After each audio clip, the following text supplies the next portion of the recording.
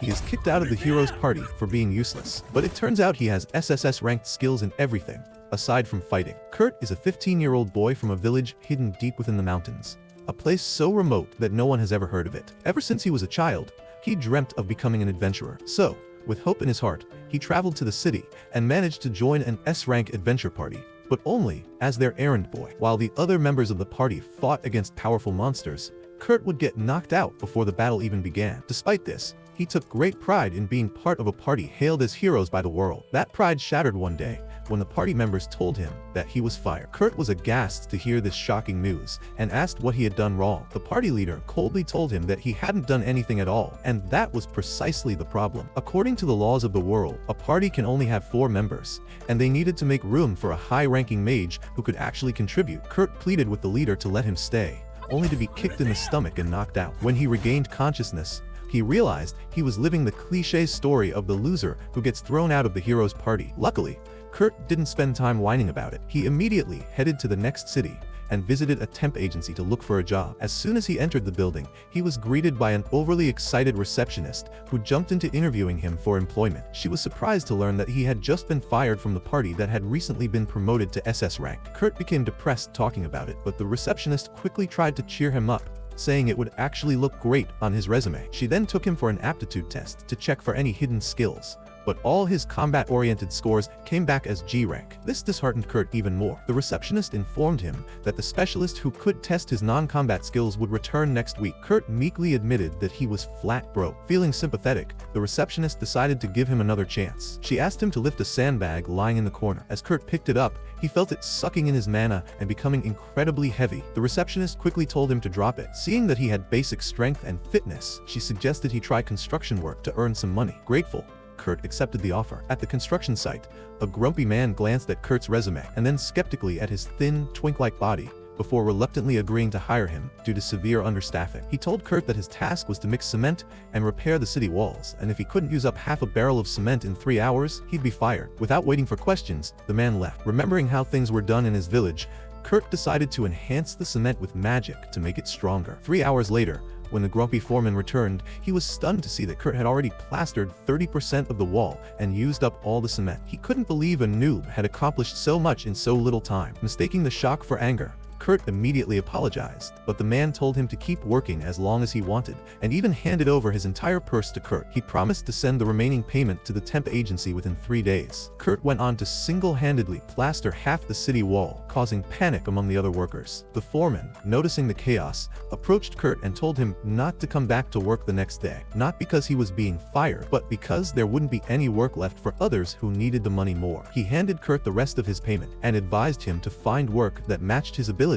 in the royal capital. Kurt, however, full of self-doubt, assumed the man was just trying to get rid of him. He returned to the temp agency and sadly informed the receptionist that he'd lost his job. At that moment, a tanned beauty could be heard arguing with another receptionist about a job offer. Kurt's receptionist went over to speak with the girl, named Ulia, who was looking for a miner to explore a mountain, but she would only pay them if they found something valuable. The receptionists told Ulia her offer wasn't reasonable, but Kurt, desperate, asked her to hire him since he had mining experience from his village. The receptionist warned him there was a good chance he wouldn't get paid, and even Ulia commented that she was looking for a strong dwarf, not a twink. However, she admitted she had no money to hire a dwarf, so she agreed to take Kurt along. As they left, the receptionist began fantasizing about hiring Kurt as her submissive boy toy, when suddenly her colleague informed her that the construction boss had sent Kurt's remaining payment. When she saw the check, 200 gold coins, she was flabbergasted and tripped over the sandbags. Her colleague helped her up, telling her the sandbags were special devices used to measure magical capacity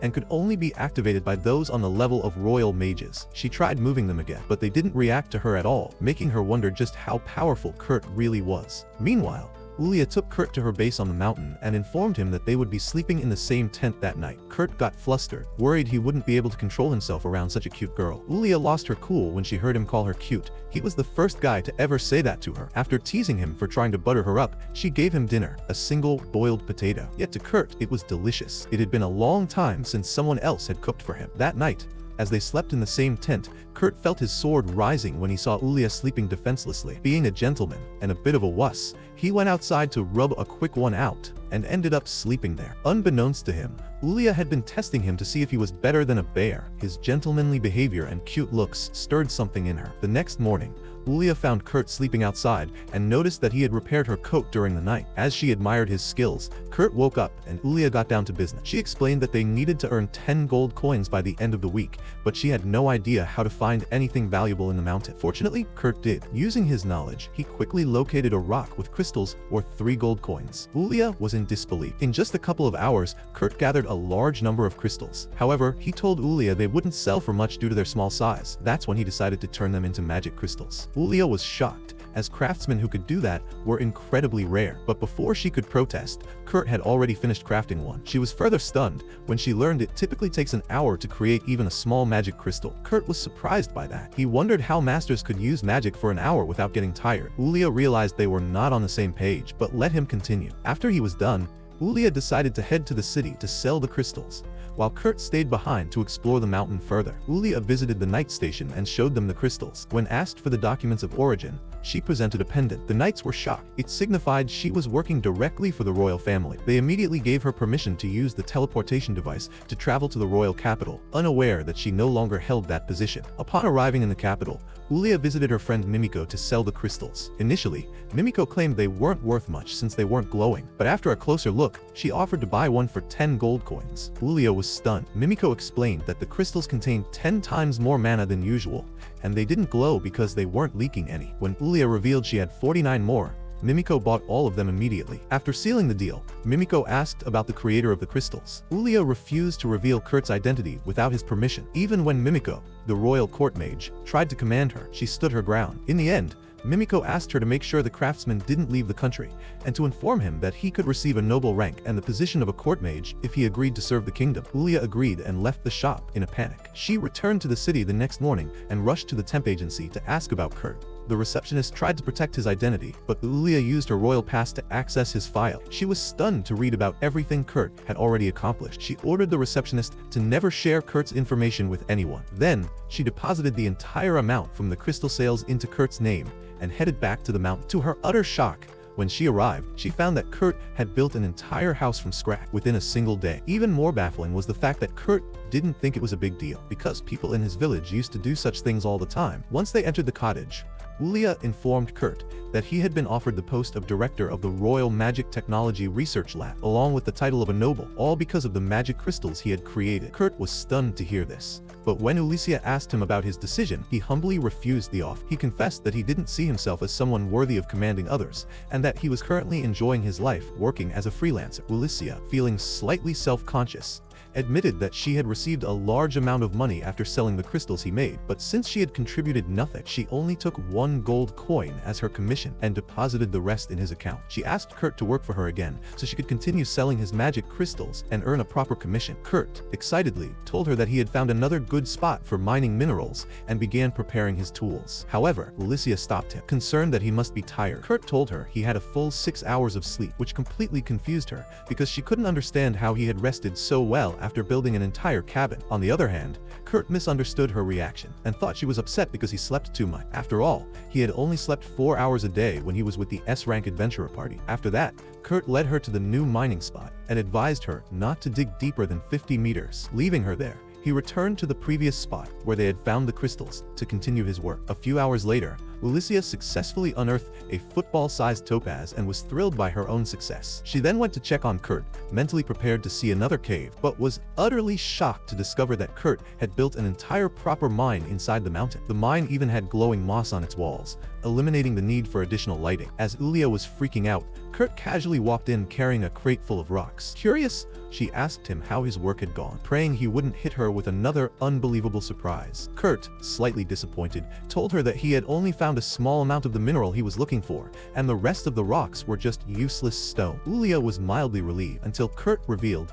that the useless stones were called myethil. She was dumbfounded. In his village, myethil was so common that they would throw it away, but Ulysia felt her brain short-circuiting because myethil was more expensive than platinum or diamond. Overwhelmed, she collapsed to her knees in disbelief. Gathering her composure, she asked him what the other rare mineral was, and Kurt handed her a sample of orichalcum. Ulia immediately recognized it as the legendary Metal of Gods and asked how on earth he found something so rare. Kurt casually explained that orichalcum could be found anywhere in the world if one dug deeper than 7 kilometers. Ulia couldn't even muster the energy to be surprised anymore, and simply confirmed whether he had actually dug 7 kilometers and returned in the time it took her to mine a single gem. Just then, golden rays of sunlight streamed into the mine from the other side, and she realized that Kurt had actually dug a tunnel clean through the mountain. Even though it was a feat worthy of legends, she accepted it as a normal occurrence with Kurt. Fortunately, the tunnel could now serve as a shortcut between the village and the nearby city, significantly reducing travel time. Ulia decided to charge licensed merchants a maintenance fee to use the tunnel, which would be enough to cover all her taxes and expenses. A couple of days later, Kurt went to the city and ran into Bandana, one of the members of his old party. Overjoyed, he asked if the others were with her, but Bandana revealed that she had left the party after Kurt was expelled. She explained that the party had been struggling ever since. Then, a separate incident occurred when their leader threw a fit because he disliked the food at the most renowned restaurant in the city. He trashed the place and left without paying, prompting the guards to hunt him down. Knowing the situation was doomed, the leader ordered Bandana to bring Kurt back to cook for them. Bandana pretended to agree, taking his teleportation stone under that pretense. But she knew the leader would soon be arrested, and with their healer being summoned by the church, there was no reason for her to return. However, she didn't share any of this with Kurt and simply told him she was fired too. This upset Kurt, as it reinforced his belief that someone like him could never belong in that party again. He admitted that he had always looked up to the party leader, which made Bandana scoff because she knew secrets that no other member of the party did. Wanting to change the subject, she told Kurt that she was now a freelancer, just like him, and suggested they help each other out. She explained that one of her friends, a renowned 8-Leer Meister, one of the 15 master craftsmen of the kingdom, needed help urgently. She asked Kurt to assist, and he couldn't refuse her. Following the directions on a map she gave him, Kurt arrived at the master craftsman's workshop and was greeted at the door by a cute elf. Initially, he thought she was the 8-Leer Meister herself, but she introduced herself as Michelle, the assistant. She cheerfully led him inside as he explained he was sent by Bandana. However, the moment Kurt stepped in, he regretted his decision. The place reeked worse than any bachelor pad he had ever encountered and was in total disarray. Michelle casually told him she needed his help to clean the place. Kurt realized he had been called in for chores, not to assist with any real crafting. Just then, Michelle was summoned to the workshop, leaving him to the mess. Not one to back down, Kurt pulled out his cleaning supplies, and in just 30 minutes, transformed the filthy kitchen into a spotless haven. Curious, he followed the hallway and knocked on a door. A voice inside told him to enter, and he did, only to find a girl undressing. Mortified, Kurt tried to look away, but the girl didn't mind at all and calmly greeted him. He noticed a curse mark on her stomach and,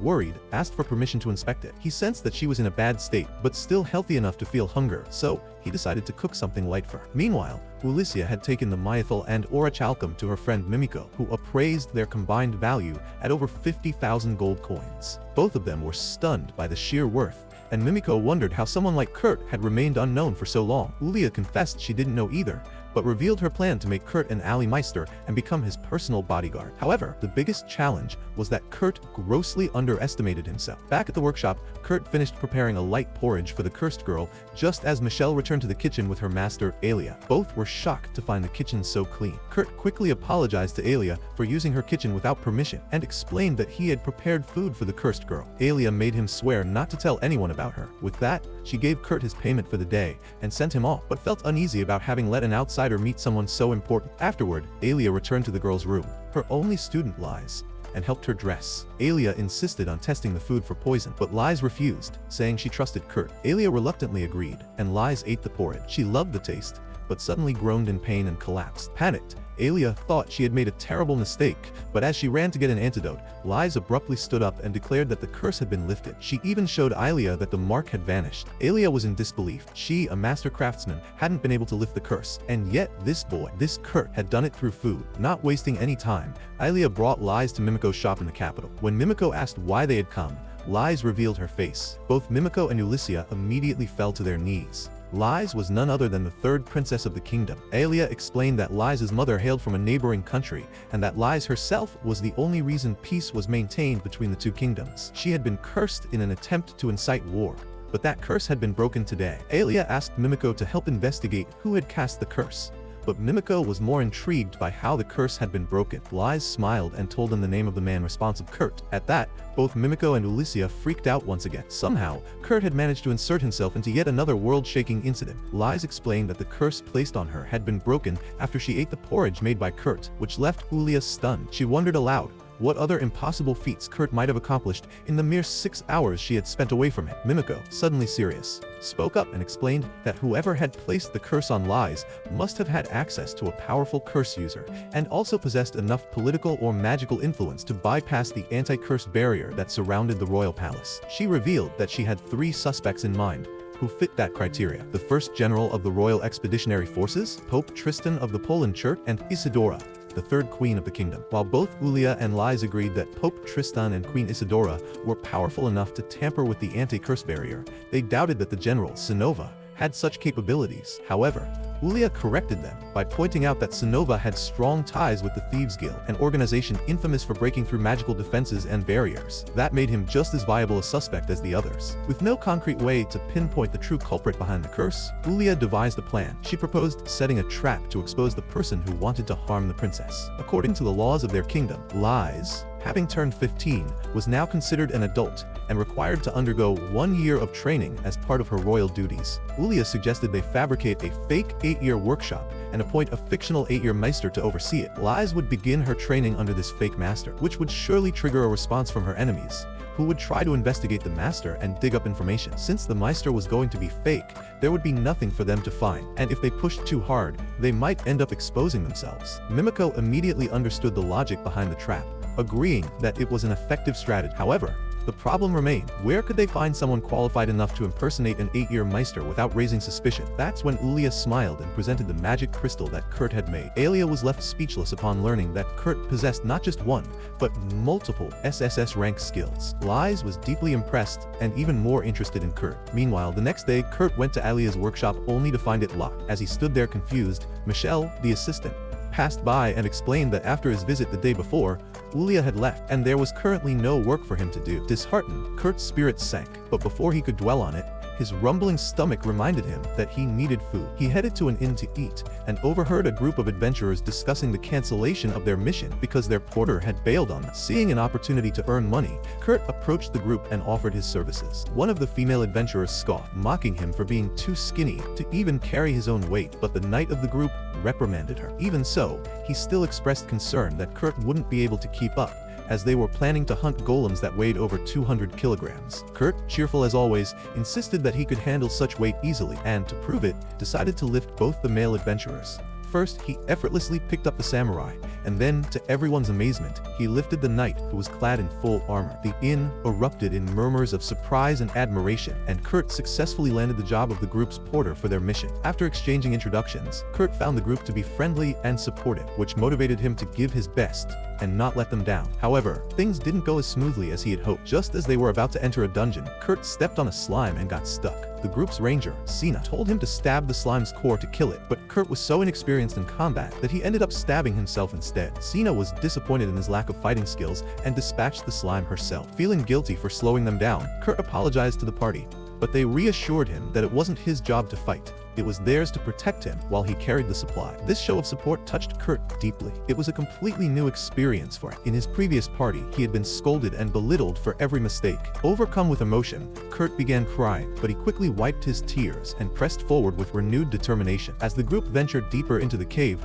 Sina used glowing moss to light up the walls and improve visibility. Kurt noticed some fresh goblin droppings, and the adventurers explained that while they could easily handle a few goblins, they would be in serious trouble if a large group showed up. Despite the danger, they pushed forward. Suddenly, Kurt spotted something strange on the cave wall. Just as the group encountered a goblin, they quickly killed it, but the creature managed to call for reinforcements before it died. Soon, the sounds of goblins approaching echoed from both directions, and the group realized they were surrounded with no clear escape route. That's when Kurt revealed that he had discovered a secret passage. As he opened the hidden door, Sina followed him, saying she would help him find the exit. However, instead of entering with him, she slammed the door shut behind them. Kurt was confused and asked what she was doing, and from the other side, the samurai and the knight explained that there was no way to escape with goblins coming from both directions. They had decided to stay behind and hold off the goblins while Kurt and Sina escaped. Kurt was horrified at the thought of them sacrificing their lives for him and said he wanted to help fight, but Sina shouted at him to stop being foolish. She reminded him that he couldn't even kill a slime and would only get in the way. Devastated by his helplessness, Kurt could only stand there as he realized the others were risking their lives for him. Sina snapped him out of it, saying they still had a chance to escape, and began spreading glowing moss to light their path. That's when she froze in fear. An iron dragon golem loomed in front of them. Sina panicked, knowing that these powerful constructs would attack the moment anyone tried to pass. She broke down, feeling that her friends had thrown away their lives for nothing. But Kurt, unfazed, told her to cheer up, because they were going to escape. Sina thought he was delusional, but then watched in shock as Kurt walked calmly toward the golems. The moment they activated and attacked, he dodged their strikes effortlessly. In a blink, he climbed on top of them and, with a single strike of his dagger, shattered the tail of one. The iron dragon golem lashed out in desperation, but Kurt dodged again and destroyed its head with another precise hit. Sina stood frozen in awe and terror as Kurt swiftly dismantled the golems, one after another. When she finally managed to speak, she asked what on earth he had just done. Kurt replied nonchalantly that he used to mine iron golems back in his village. Just then, the door behind them burst open, and Alicia stormed in, frantically calling out for Kurt. Sina immediately began telling her about how Kurt had taken down the iron dragon golems all by himself, using just a dagger. Even Ulia found that hard to believe, but she pushed the disbelief aside and focused on the urgent matter. She assured Kurt that the adventurers he had come with were safe, and then shared important news. She told him that a new 8-year workshop was going to be established soon, and that she would be working there as a bodyguard. She asked Kurt to join the workshop, explaining that Ilia had highly recommended him after seeing his capabilities. Kurt was happy to hear that, but hesitated, feeling a sense of responsibility toward the adventurer party. However, the adventurers encouraged him not to pass up such a golden opportunity. Ulia, realizing the workshop would need more workers anyway, offered to hire the adventurers as well. Everyone was happy with the arrangement, and Ulia mentioned that Kurt would need to get his non-combat skills evaluated before he could start at the workshop. Kurt agreed and visited the temp agency for his assessment. Mimiko, who had come from the capital, was in charge of the evaluation. Later that evening, while Kurt celebrated with his new friends, Ulia pulled Mimiko aside to ask about the results. Mimiko revealed that she had told Kurt his ranks were B in cooking, cleaning, and mining, and C in everything else. But that had been a deliberate lie. In truth, Kurt had SSS rank skills in everything. Mimiko explained that this deception was necessary because if word got out about his true abilities, it would become extremely dangerous. Just as she finished saying this, they heard a soft whimper behind them. They turned around to see the receptionist trembling, trying to shut her ears to pretend she hadn't heard anything. Not long after, Kurt and his group set off for a distant city in a high-speed carriage, unaware of the storm that was quietly gathering around his unbelievable talents. Lies begins to explain the significance of the city they're heading to. She says it used to be a military base bordering demon territory, and even though it's far from the rest of the country and impossible to reach by teleportation, it remains a vital city for the Alliance. The adventurer party still can't believe they've been hired by an Alier Meister to work in such an important location. Alicia reassures them, saying they're more than qualified for the job. Both the warrior Kens and the samurai Danjo are pleased to hear this and ask who the Alier Meister is.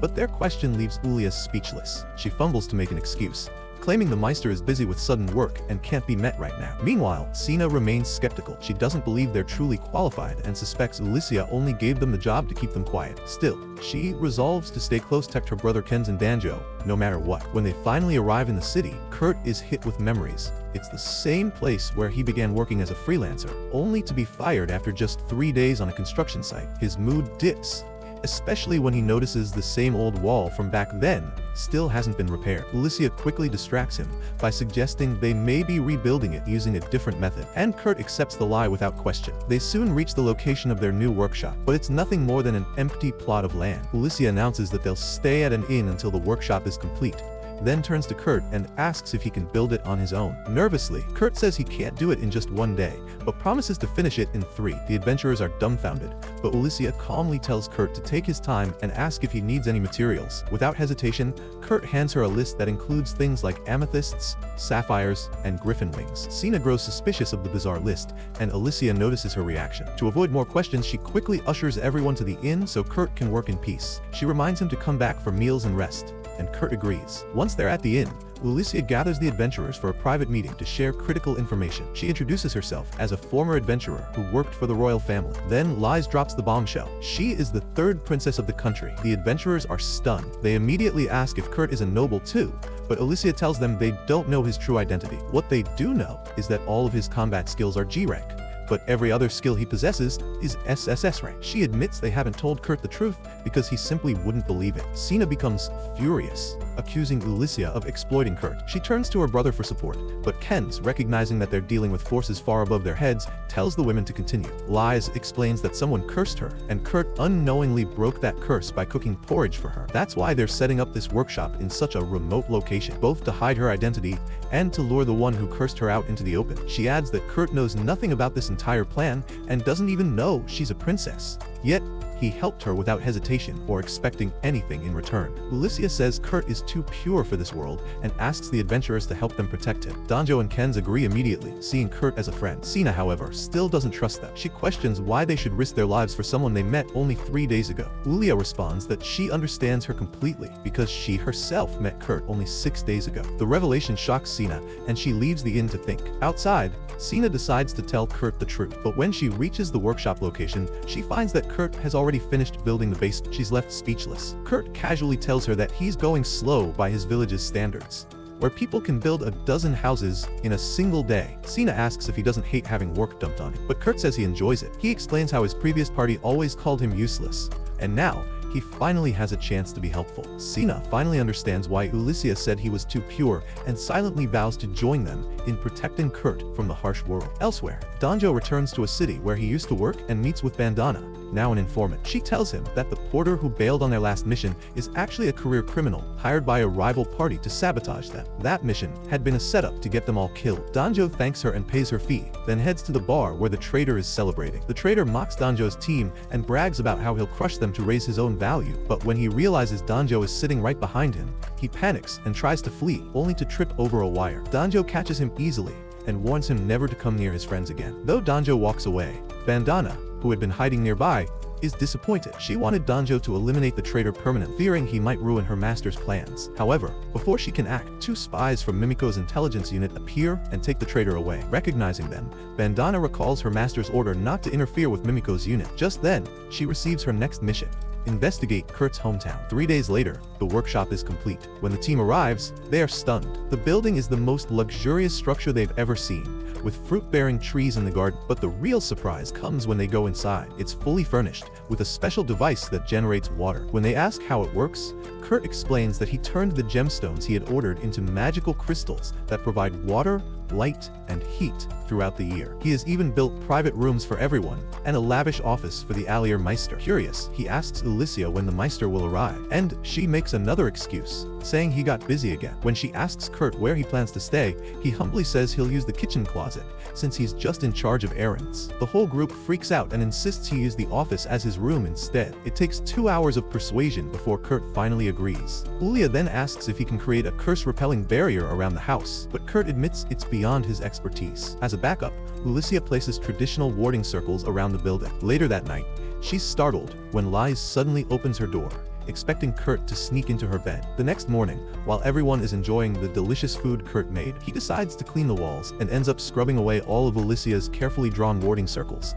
mistaking them for graffiti. Ulysia arrives just in time to see him erase the last one. Though Mimiko had said these were impossible to remove, Kurt had done it effortlessly. Ulysia quickly makes up a story to explain what the circles were, but deep down, she begins to panic. There are no more left, and if someone targets the princess now, she's the only one who can protect her. Fortunately, several days pass with no attacks on Lies.